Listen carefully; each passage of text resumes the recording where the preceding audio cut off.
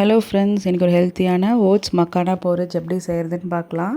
அதுக்கு ஒரு கடாயில் ஒரு கப் ஃபுல்லாக மக்கானா எடுத்துக்கிட்டு ரொம்ப லோ ஃப்ளேமில் ரோஸ்ட் பண்ணிக்கிறேன். ஹை ஃப்ளேம் வச்சா மக்கானா ரொம்ப தீஞ்சிரும், சீக்கிரமாகவே தீஞ்சிரும். அதனால் லோ ஃப்ளேமில் இந்த மாதிரி கிறிஸ்பியாக வர வரைக்கும் நல்லா ரோஸ்ட் பண்ணிவிட்டு அதை ஒரு பிளேட்டில் ட்ரான்ஸ்ஃபர் பண்ணிக்கிறேன். அதே கடாயில் ஒரு ஆஃப் கப் ஓட்ஸ் எடுத்துகிட்டு அதையும் நல்லா ரோஸ்ட் பண்ணிக்கிறேன். மக்கானாவும் சரி ஓட்ஸும் சரி பேபிஸ்க்கு ரொம்ப கம்ஃபர்ட்டான ஃபுட்டு. அவங்க வயிறுக்கு ரொம்ப கம்ஃபர்ட்டாக இருக்கும். அவங்க டைஜஸ்டிவ் சிஸ்டம்க்கு நல்லா ஹெல்ப் பண்ணும். அதே சமயம் மக்கானா ஒரு நியூட்ரியன்ட் ரிச் ஃபுட்டு. நீங்கள் ட்ரை பண்ணி பாருங்கள். நல்லா ரோஸ்ட் ஆனவுடனே ஓட்ஸும் எடுத்து பிளேட்டில் ட்ரான்ஸ்ஃபர் பண்ணிக்கிறேன்.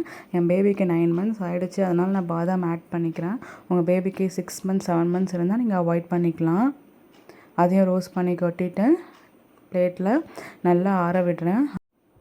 நல்லா ஆறின பிறகு ஒரு ஜாரில் போட்டு நல்லா ஒரு ஃபைன் பவுடராக அரைச்சிக்கிறேன். ரொம்ப ஹை ஸ்பீடில் வச்சு அரைக்காதீங்க, பல்ஸ் விட்டு அரைங்க. இந்த மாதிரி நல்லா ஃபைன் பவுடராக அரைச்சிட்டு ஒரு ஏர்டைட் கண்டெய்னரில் போட்டு ஸ்டோர் பண்ணி வச்சுக்கோங்க. நீங்கள் 2 weeks வரைக்கும் தாராளமாக ஸ்டோர் பண்ணலாம், ஒன்றுமே ஆகாது. அதில் 2 ஸ்பூன் எடுத்து தண்ணி ஊற்றி லம்ஸ் இல்லாமல் நல்லா கரைச்சிட்டு ஒரு 5 to 6 minutes லோ ஃப்ளேமில் கைவிடாத கலரிட்டே இருந்தீங்கன்னா ஒரு ஹெல்த்தியான மக்கானா ஓட்ஸ் போரிஜ் ரெடி ஆகிடும். பேபிஸ்க்கு கொடுத்து பாருங்கள், நல்லா சாப்பிடுவாங்க. ட்ரை பண்ணி பார்த்துட்டு கமெண்ட்ஸில் சொல்லுங்கள். பாய்.